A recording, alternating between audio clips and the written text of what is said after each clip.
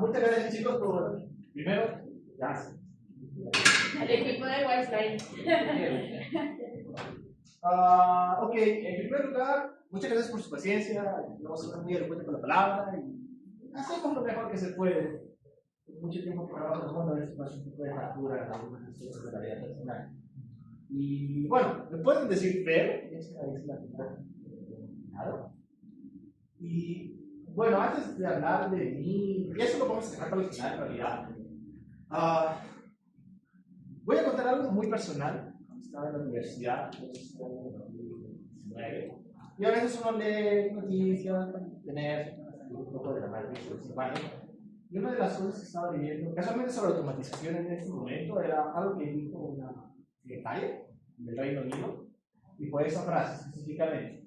Donde, bueno, ya creo que si hemos estado en todo el evento, algo siempre ha quedado claro: la automatización es la clave para las tareas repetitivas. Eso se automatiza y se acabó. Pero el objetivo realmente de la automatización siempre ha sido el facilitar el negocio. ¿Eso qué involucra en realidad? Involucra que desde parte del negocio tienen que hacer sus tareas constantemente, sin ningún problema, y enfocarse en otras cosas más importantes, como cerrar el negocio, usar una serie de cosas. Pero detrás de esa idea también involucra la idea paralela, que es simplemente poder dar el soporte a la automatización. Y eso involucra muchas cosas técnicas al final. No solo el poder tener un tiempo de respuesta adecuado, sino a nivel técnico poder tener la facilidad de responder. Y eso es el concepto realmente de automatización, al poder decir de que estamos haciendo la vida más fácil el negocio. Porque no solo es el negocio, sino es técnico, que es el negocio, la parte humana, tal vez, por ejemplo, customer experience, ayudando a los del negocio para poder darle. Eso es realmente el concepto de automatización. No solo es algo técnico, es algo más, que es completamente integral. Y eso nos lleva a recordar de que ya tenemos agentes, ya hemos hecho muchas cosas interesantes con ellos. Los iguales han dado una gran presentación sobre cómo podemos llegar a tener más actividad de productividad. Y en muchas otras charlas ha habido mucho sobre agentes. Y en el mundo de ingeniería de datos también hay agentes. Tal vez no se comenta mucho, pero es porque tal vez no tienen la suficiente visibilidad. Hay un pata en la India que no es su nombre, pero tiene un emprendimiento que se llama esto, que ha hecho cosas súper interesantes para poder desplegar contenido directamente al poder automatizar no solo las respuestas, sino también la de infraestructura, entre muchas otras líneas más alrededor del ecosistema de Data Pipeline. Entonces, otra prueba viviente de que los agentes están en todas partes. Y datos nunca la excepción, realmente. Entonces, a raíz de este hecho de la organización, de gente, tenemos un hecho recurrente. Por lo menos en mi vida personal siempre ha sido así. El hecho de que me llaman a las 3 de la mañana, o tienes que despertar a las 4 de la mañana para ver de que el padre no ha caído. Y generalmente, durante un año, y así lo comento, la razón por la que me despertaba a las 4 de la mañana, 3 en el mejor de los casos, era porque para solo ver de que un montón de JSONs, en este caso, una cosa que puede hacer contener un documento con un Mongo, no habían hecho que el pipeline se vaya a caer. Y eso pasa porque a veces.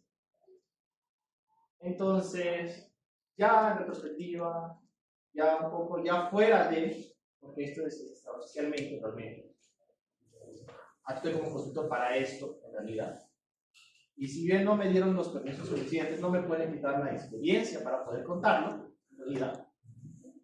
Logramos hacer algo interesante en una prueba de concepto. Hasta ahora, solo hasta ahora. Así tengo que dejarlo de claro. Entonces, esto es la experiencia de cómo agregar. Y los lineamientos base, en realidad, y esto es lo que quiero dejar aquí, los lineamientos súper básicos, para que ustedes están aprendiendo el día de hoy, en charlas de tenemos media hora, puedan saber cómo un data pipeline puede entrar mejor o puede interactuar mejor con un agente. Y en el proceso evitar tal vez esas madrugadas de que es, o por lo menos no tan seguido como debería pasar a veces. Entonces, esta es la agenda. Vamos a tocar un poquito de lo que es pipeline, clientes, la IA, no me los principalmente van a estar ahí, y una que otra lección que aprendí. Muy bien. Entonces, los pipelines tienen muchas cosas. A nivel técnico, incluye con estos servicios generalmente siempre se hizo de toda la vida. procesamiento, testamiento, gatillamiento, si es necesario, batch, micro batch, si es necesario. Y almacenamiento, normal. Pero generalmente un pipeline es, si bien esa es la proyección técnica de lo que debería tener a nivel de servicios, un pipeline realmente tiene un nivel de componentes más alrededor del concepto de diseño. Y eso generalmente viene a ser obviamente, normalización de datos, tratamiento de datos, transformaciones, todo lo que involucra ello. Entonces, generalmente un servicio solo va a ser la manifestación lógica y obviamente material de todos estos conceptos en algún grado. Siempre va a ser así. Entonces, eso es lo que hace realmente un pipeline. Al final, para poder disponibilizarlo, pues debe llevar todo esto en alguna medida o grado. ¿Ya? Y eso ya depende mucho de cómo la empresa quiere. Eso siempre ha pasado así. Entonces, si nosotros tuviéramos que resumir el concepto de pipeline directamente, lo resumiría yo, en lo personal lo resumo de esta forma, donde tenemos simplemente tres cosas: almacenamiento, procesamiento y el concepto del diseño, que es la forma en cómo haces todo lo demás, o bueno, los dos puntos previamente. Pero gracias a ese punto es de que en cualquier lugar puede pasar un incidente, desde que te hayan dado mal los conceptos de diseño, porque puede ser de que, ok, el cliente agarró y dijo, bueno, vamos a cambiar el concepto de los datos y no te avisa nada. Ok, pasa, ha pasado y pasará. O el cliente es diferente, o de otra forma. Normal, cambio, ok. Entonces, si bien la parametrización y la modularización de un pipeline en alguno de esos componentes, principalmente el de procesamiento, puede ser una ayuda, al final va a haber un punto, y ahorita vamos a estudiar, en el que eso no es suficiente, en el que en algún punto se cae, en el que en algún punto es diferente.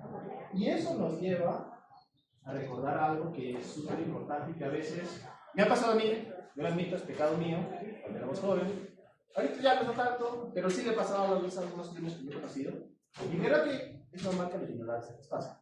Es el tema de gestión de cambios. ¿Y por qué decimos eso? Porque los datos, o bueno, cuando pensamos en lo que es un data pipeline en sí mismo, pensamos de que siempre va a ser esa estructura, y es todo un proceso burocrático para poder cambiar. Y se hacen los ajustes, cosas. Entonces, gracias al cambio inesperado de alguno de los puntos que vimos anteriormente,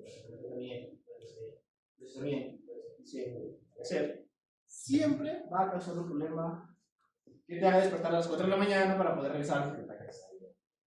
A mí me ha pasado y está bien. Entonces la pregunta está: ¿cómo gestionamos cambios? Y la pregunta más profunda es: ¿cómo podría hacerlo bien en el contexto específicamente de pipelines? Algo que en lo particular yo me he dado cuenta es de que la forma en cómo entendemos los datos va a hacer que el pipeline funcione. Entonces, gracias a eso, hay diferentes tipos de incidentes que pueden pasar. Desde el concepto de la definición, por ejemplo, el dato tiene que tener obviamente, cierto tipo de características como el tipo de dato, significado del valor, nombre de la ubicación en el esquema, o en el procesamiento si es que se le cambia y afecta todo el signo de procesamiento, porque puede ser que sea 0. No tenía que ser 0 por un tema de calidad de datos. Si sigue arrastrando y te afecta todo el flujo de combinación, algo que es valiosa. O incluso el concepto más básico y fundamental, que es, ok, me cambiaron el esquema. Ya no es, por ejemplo, un doc, si es un float. Temas de diferencia de relación de valores, ya no guarda la información. Te das cuenta de que los incidentes pueden ser muy complejos, pero generalmente empiezan desde el concepto de cómo entiendes los datos. Y ahí es todo el tema de definición, de cómo se procesa, incluso cómo se almacena. Entonces, y esto puede ser incluso desde solo un concepto, y ya hemos visto que estos son algunas incidencias que pueden pasar, pero que también hay riesgos asociados. Y el tema de los riesgos es como lo más importante en este tema en particular.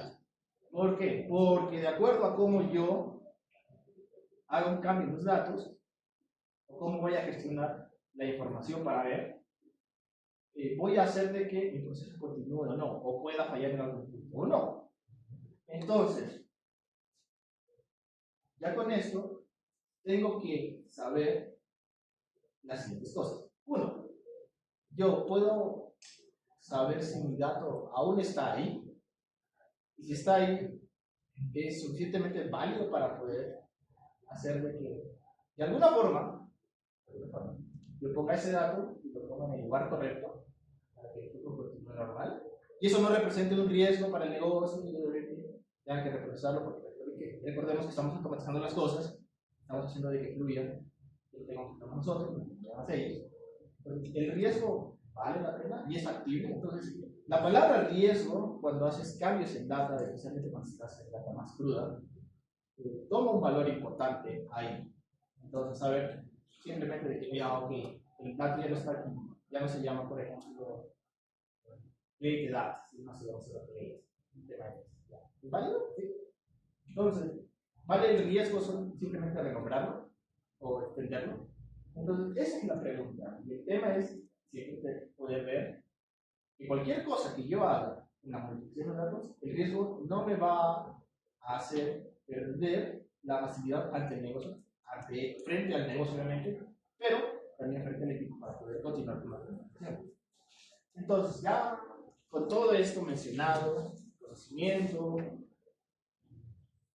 realmente es el corazón de la automatización, o sea, yo ya lo sé, perfecto, ya lo sé, lo comprendo, lo hago. Pero realmente yo lo veo desde otra perspectiva, ¿no? Desde el hecho de que podemos gestionar los riesgos, o sea, las opciones que vayamos a tomar para poder hacer de que la data esté completamente bien estructurada, pero asumiendo el riesgo de que está bien o está mal de acuerdo a la decisión que vaya a tomar. Entonces, ya con esa idea en mente de los riesgos, y obviamente teniendo una gestión de riesgos, sabiendo que la acción que voy a tomar está bien, está mal, de acuerdo, muchas cosas, vamos a ver más adelante, yo podría ver sobre el tema de los agentes. Este es el concepto basándose en el campo que definió los agentes en realidad, que es el principio de refuerzo. Definió originalmente el concepto teórico de los agentes, se llama la de memoria. Entonces, donde tenemos un mundo, donde tenemos acciones, tenemos repercusiones, tenemos objetivos, tenemos acciones a tomar de acuerdo a los objetivos que queremos lograr, de acuerdo a las repercusiones que tenemos en nuestro entorno. ¿Cómo puedo modelar este concepto? Cuando hice esa consultoría en particular, nosotros modelamos el concepto basándonos en dos cosas diferentes. Uno, tenemos el modelo, la política, que es lo que yo tengo que hacer, en realidad, los datos esperados y el entorno. El entorno realmente es lo más importante en este contexto. ¿Por qué? Porque el entorno es donde yo voy a saber cómo estoy comparándome, o mejor dicho, voy a tomar los estados para decir que lo que estoy haciendo tiene una repercusión en ese entorno para poder lograr mi objetivo. En este caso en particular, son dos cosas importantes. Y la primera es el pipeline. Y la razón de por qué es el pipeline está dentro del entorno creo que es bastante intuitivo. Porque yo tengo que pasarle los datos tienen que estar en una estructura y tienen que formatearse y poder pasar correctamente acá. Pero después tengo los datos extraídos en sí mismos. O sea, si bien yo sé lo que tengo que esperar, que es lo que espera el pipeline, los datos extraídos van a ser lo que voy a tener que comparar en mi entorno, porque realmente se necesita para poder decir, ok, mi estructura es esta, ¿ya? ¿Sí no? Ya. Ese es mi estado en realidad para mí. Para mi agente es el estado que yo tengo que tomarlo para poder comparar y decir, ok, está bien. Y aquí el punto clave de todo esto siempre ha sido los metadatos. Y algo que me ha gustado en todas las charlas que he estado es que la metadata es muy importante. De alguna forma se menciona eso. ¿Y por qué? Porque los metadatos son la representación de la información sobre nuestros datos, que tienen un apego tanto técnico como de negocio. Entonces, a raíz de eso, cualquier conocimiento, uno, privado, dos, si es que hay técnico, puede ser que no nos den, si no nos avisaron en primer lugar de que modificaron los datos, menos nos van a decir que está en la documentación actualizada, yo puedo, a través de esa información que puedo sacar de los datos, sacar sus metadatos y hacer una comparativa. Por ejemplo, tenemos un esquema donde hay un created y tenemos un esquema B donde es created A. ¿Son equivalentes? Sí. ¿Por qué? Porque en este caso, created, incluso solo el nombre mismo ya me está diciendo la luz fecha. Que haya una gran similaridad entre ambos, sí. Que hay un riesgo de que pueden ser iguales o no, es un tema que hay que tomar en cuenta. Y que, de acuerdo a la acción que vayamos a decir, que son iguales, en el cambio, normal, la gente hace el cambio. Se acabó completamente. Entonces, la metadata al final me va a dar un punto no solo de comparación, sino que me va a ayudar a poder interpretar series. Entonces, ya con eso hicimos, como les dije, una prueba de concepto inicial en la que nosotros simplemente bajábamos primero por la metadata. En este caso utilizamos, eran batch, específicamente dice un batch, de cada 4 horas, específicamente, donde tomábamos la información de la metadata, utilizando en este caso Glue Catalog para poder hacer ello. Y tomamos la metadata del Glue Catalog, obviamente lo reestructurábamos un poquito más, pero lo comparábamos con lo que ya teníamos en nuestro pipeline. Y con esos dos, más algunos comparamos para ver si estaba bien. Si estaba bien, ya, perfecto. Como nuestro pipeline ya está parametrizado y modularizado, envía la parametrización ya como está. Entonces no gasta nada. Pero si hay algo que no te cuadra o que no está completamente, agarramos y lo pasamos a un LAN, donde este LAN en particular se encargaba de poder conectarse con Vector en este caso particular. Utilizábamos Cloud para poder hacer la evaluación de los esquemas y decir, ok, este es mi esquema, y lo espero, pero este es mi esquema y lo tengo por la mitad mía. La pregunta es, y eran dos en realidad, ¿cuáles son las columnas que me faltan, pero que pueden utilizarse en el esquema? Bueno, en el esquema que estoy viendo. Entonces, había una relación de uno con otro. Y la segunda pregunta que venía después era, ya, ok, con esta respuesta en particular, yo puedo tomar el riesgo de que son iguales. Y ahí venía un poco más el tema de características de resolver, que es knowledge, donde podríamos decir, ok, podríamos decirle que a través del nombre o de la información, ok, tómalo, no hay problema, el tipo de datos es correcto, el nombre tiene sentido para nosotros, tómalo. Y obviamente el tipo de datos no representa un riesgo, si tú lo modificas o lo haces algo, no representa un riesgo en el negocio para poder verlo. O, ok, son iguales, cambia el tipo de dato. Normal, no importa, el riesgo es aceptable, lo haces. Pero si simplemente el tipo de dato no era aceptado, porque al hacer una modificación simplemente no podía ser porque no podías tomar este riesgo en particular, ya, ok, bien, no lo hagas.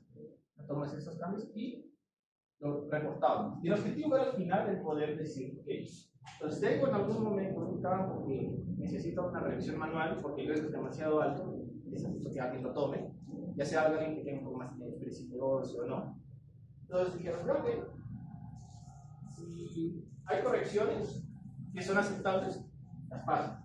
Pero si tienes un campo, solo un campo, que representa un riesgo muy alto, que no es tu deber tomarlo, sino es revisarlo con alguien más y reportarlo, y eso terminó siendo un SMS. Entonces, en este caso, dentro de un step function, tomábamos esa decisión, de acuerdo, porque este lambda, además de hacer dos preguntas en particular, generábamos una respuesta de acuerdo a los resultados. Y así terminábamos haciendo todo ello. Ya sea que el riesgo lo tomábamos y páralo, porque eso es muy raro, demasiado raro, no lo vamos a tomar. O aquí, aceptamos el riesgo, continuamos y ya, pasa el panel, verificábamos. Lo bueno de este glue, y eso es lo bueno, es que cuando generamos el juicio, en este caso particular, la respuesta la guardábamos en ese 3 para que el glue lo tomara, para poder continuar haciendo los ajustes necesarios en la data. No modificábamos el esquema en sí, sino agregábamos más información a esa información. ¿Por qué? Porque si sabíamos de que modificábamos algo directamente, ya nos estábamos metiendo en los que hicimos, porque a veces las condiciones no pueden ser reversibles, simplemente. Entonces no puedes agarrar de eso, sencillamente.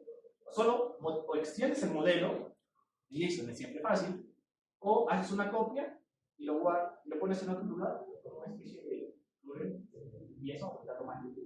Y lo envías, y eso es lo que utilizas. Bueno, perfecto. Pero eso fue el diseño original de al final. Lo que aprendí de todo esto es de que, ok, para hacer este tipo de cambios, el riesgo fue lo que siempre nos definió. Para decir, ok, hace cambio, normal, cambio una data, toda la información que se va a pasar del pipeline no representa un problema, chévere, o ok, no lo hagas, no lo hagas, y empiezo a preguntar realmente por qué han hecho este cambio, revisen por qué lo han hecho, y cómo eso nos impacta a nosotros, cómo van a ellos ayudarnos a corregir eso. Es un trabajo de dos, en realidad, para que se usar bien la IA, en este caso del pipeline, específicamente me refiero a saber dónde ponerlo. Si bien está un poco más arriba, puede ser incluso un poco más adentro, dentro del mismo procesamiento, dentro de la misma máquina de procesamiento. Pero depende mucho de dos cosas. La primera es cómo puedes hacer un proceso de recuperación. O sea, simplemente llegas a un punto y tienes que reparar la data. Y dos, ¿cuánto la empresa está dispuesto a esperar? Porque a veces, por simplemente tomar un cambio de decisión, puede ser de que la data termine en un punto que no necesita, que no tiene valor, pero que necesitas revisarlo después. Entonces, esa revisión puede ser un tema que tome más tiempo después a revisar eso. Y lo segundo fue el monitoreo. O sea, realmente decir, ok, nosotros hicimos este cambio de datos, simplemente lo agregamos a estas columnas, lo registramos en, por ejemplo, Garbage, ya, ¿cierto? Pero el tener siempre el conocimiento de que qué se ha hecho en los datos es súper importante para poder hacer temas simplemente. Entonces, esas fueron las cosas que se aprendieron. Y bueno, se siguió. Pues, bueno, creo que mi asiento me dice todo. Soy del país. He completado he completado la base del camino de data a AWS. Soy miembro de la comunidad de Perú, User Groups, allá en IVA. Y hay muchas cosas. Tenemos las certificaciones, hablar un poco, tal vez no se me muy bien, pero eso soy yo. Muchas gracias. No sé si tienes preguntas o dudas.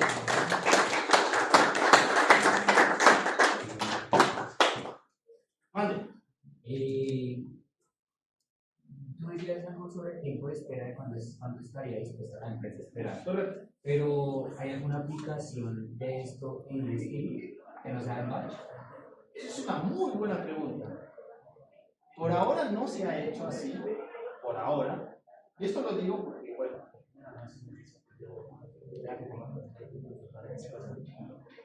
pero que pueda hacerlo, sí. Pero igual, regresamos al hecho de, ok, que puedas hacerlo, no quiere decir de que hacerlo. Y ahí regresamos al tema de los riesgos. O sea, ya, ok, streaming te toma menos tiempo, responderlo para acá, pero a costa de qué riesgo. Y lo curioso de streaming es que obviamente tiene que ser toda la información tal y como está, lo cual entra muy bien en este caso. Pero generalmente cuando hablamos de streaming es porque tienes que tomar acciones bien rápidas. ¿El riesgo lo vale? La primera pregunta. Entonces eso termina siendo una decisión un poco más, ok, yo me disponibilizo normal, no hay problema, pero ¿el riesgo vale? La información que va a ser modificada lo vale. Tiende a ser un poquito más complejo. No sé si responde la pregunta. Sí. Mande. Es un día. Deja un poquito más abierto. Mande.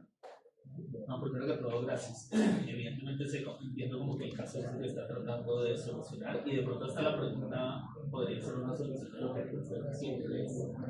De pronto el pipeline lo que se le podría añadir es un pipeline ad hoc que igual ejecute la transformación, así sea riesgoso, para que tanto la transformación después de la validación de diferencia de esquema guarde y persista tanto el cambio al job, pero al mismo tiempo cambie, o sea, persista el dato en sí, y que entre SM, Superman Inspector, para verificar cuáles fueron los cambios que están identificados como riesgosos, bueno, pueda validar en una ventana de tiempo. Tal vez para un batch que diga espere un día, y lo único que es cuando le dé un clic en sí, pues que consigue todo lo que se hizo, y en ese momento, y si dice no, pues bueno, no se tenga en cuenta. Y también tal vez para el streaming, que tenga, no sé, una ventana de tiempo de 30 minutos, tal vez, para que alcance. Es una muy buena idea. Entonces, de hecho, la pregunta iba ya si alcanzaron a pensar. En esa ocasión, no. Pero era porque especificaron que quería hacer una agenda. Entonces fue como que la máquina estaba hasta. No puedes hacer mucho, entonces así. Es una idea muy interesante, muy válida. Entonces, a ver si por eso no te limita. ¿Algo más? La siguiente charla. Ay, señorías. Bueno, muchas gracias, chicos. No.